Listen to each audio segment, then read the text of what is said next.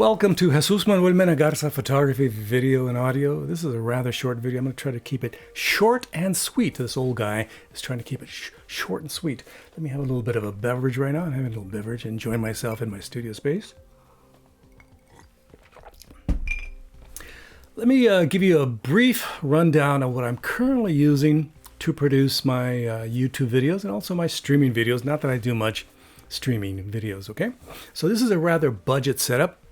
I took into consideration that I'm a retired old fart, not trying to make millions on the old internet, but just wanted to make sure I have a somewhat professional setup for this studio where I shoot a lot of my videos.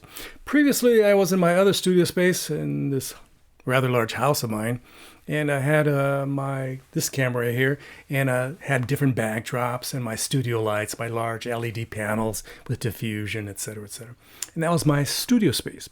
And I shot it in there, recorded everything in there, and this continues to be my editing suite where I do a lot of my video edits, okay, and also my audio edits, okay.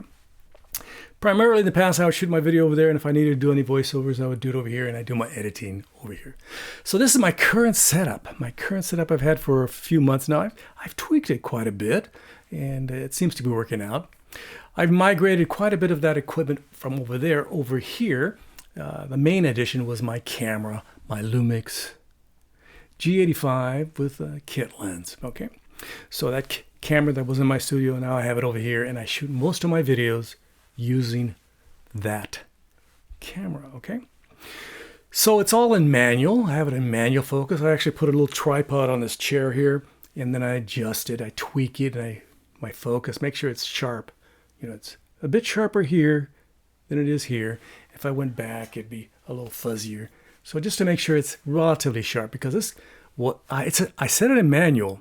This camera is always in manual, and it's always just sitting in the same spot. But day to day, it just moves slightly. So each time I have to refocus manually. And again, I shoot at f4.5, shutter speed 60, ASA,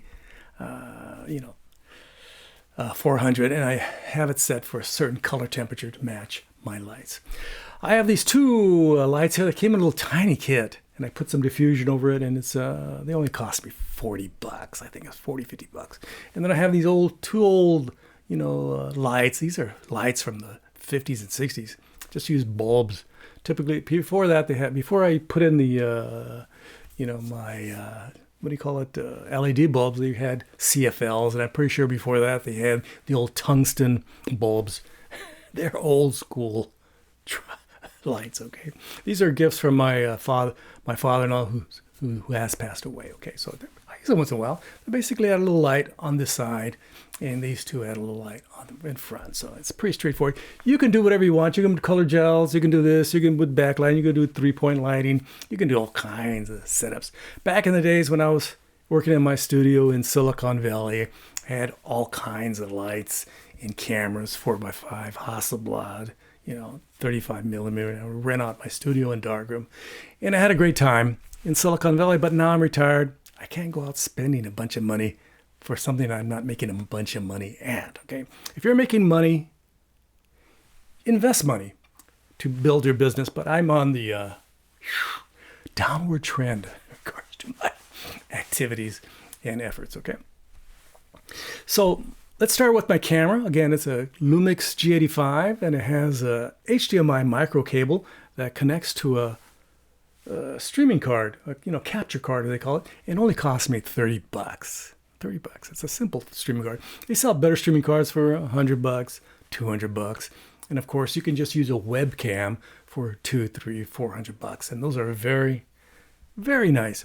But I just wanted something simple, so I spent $30 on that little capture card, and I already had the HDMI cables. Okay, so the HDMI cable micro becomes a full size when it hits the capture card, and from the capture card it comes out and goes via USB into my MacBook Pro 16-inch M1. Very nice computer. I like it quite a bit.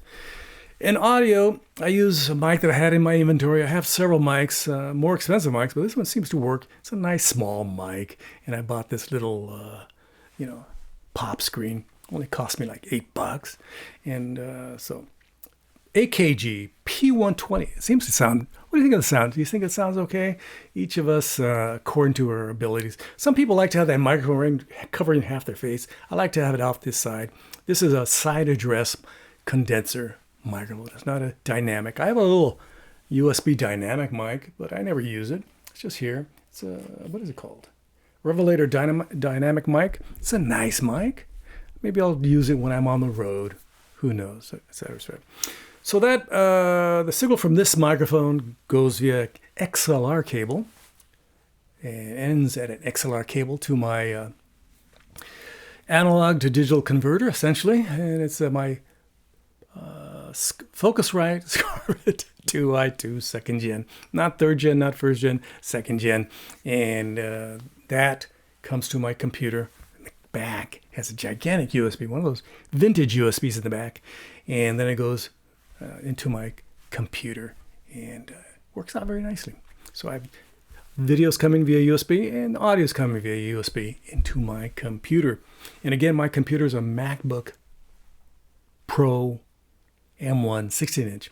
And the software I'm using to record my video, be it streaming video or just video that I use for YouTube, like this video I'm producing right now is being recorded via my OBS Studio software. Very nice. Very nice. And it's pretty straightforward. And I can check my levels. I can see my levels. I can see all the things. I could add titles if I want via OBS right here, there, and but not for this video. I'll do that in my other software after I save this as an video file. And there's different types of video files you can save it as. I'll edit it in what? I'll edit it in DaVinci Resolve. The current version, I think it's 18.6.2, and next week it'll be 18.7, then eventually it'll become 20, who knows. But it's DaVinci Resolve. I've been learning how to use that software for the last year or so, and it's a lot of fun. It's a hell of a lot of fun. So I edit the video, add titles, etc., etc., add, transitions, and I add my intro and my outro and my different, things I want to add, photographs in DaVinci Resolve. Works out very nicely, and I upload it as 4K. I don't upload it as HD or 2K, which is the resolution of the capture card, but I upload it as 4K. It seems to look all right on the old YouTube. Again, the things to consider when shooting video is that you have a decent camera, first of all, and also your lighting. What kind of lighting do you want? Do you want to add color gels? Do you want more diffusion? Do you want, more, shaping of the face, the dark, stuff like that? I just keep it pretty straightforward. I do it news style, pretty flat. I'm not trying to be cinematic. I'm not trying to be dramatic. I'm not trying to show, certain things. I just try to keep it simple. New style. Back in the day, I remember going to like the hotels, the major hotels in San Francisco, the Palace Hotel. Very nice hotel. Beautiful hotel. And I remember seeing the news staff from the local San Francisco affiliate stations, and they just used two lights. Two simple lights shining on the crew, the 2-3 people that are talking there, and that was it. They didn't do anything overtly complex. I try to keep it as simple and as straightforward as possible. That's how I do it. I do things simple. Again, if I was shooting a video or got contracted to do something more complex, and I talked to the client, and they wanted something like this, or we'd have a discussion, I could always change things, rent lights. If I was to do video production, which I'm not because I'm retired pretty much. If I was to do a video production right now, I'd rent a camera. I'd rent the lights. I'd rent the lens. Okay, that's how people roll in 2023. Okay. Thanks for checking out my video. Don't forget to like, subscribe, and share. I would greatly, greatly appreciate it. Muchas gracias a todos a ustedes. And please leave your kind and friendly comments below, abajo, abajísimo. Gracias. Thank you very much for leaving your kind and friendly comments below. And check out my Patreon page if you want to help out my channel. If you're Jeff Bezos or Elon Musk or anybody else with significant cash, feel free to donate $1, $2 a month. I would greatly, greatly appreciate that. patreon.com/JMM Garza. Again, muchas gracias a todos ustedes. From Fort Worth, Texas, this is Jesús Garza. If you have any comments, questions, or suggestions, again, feel free to contact me. Gracias. Adios. Bye-bye.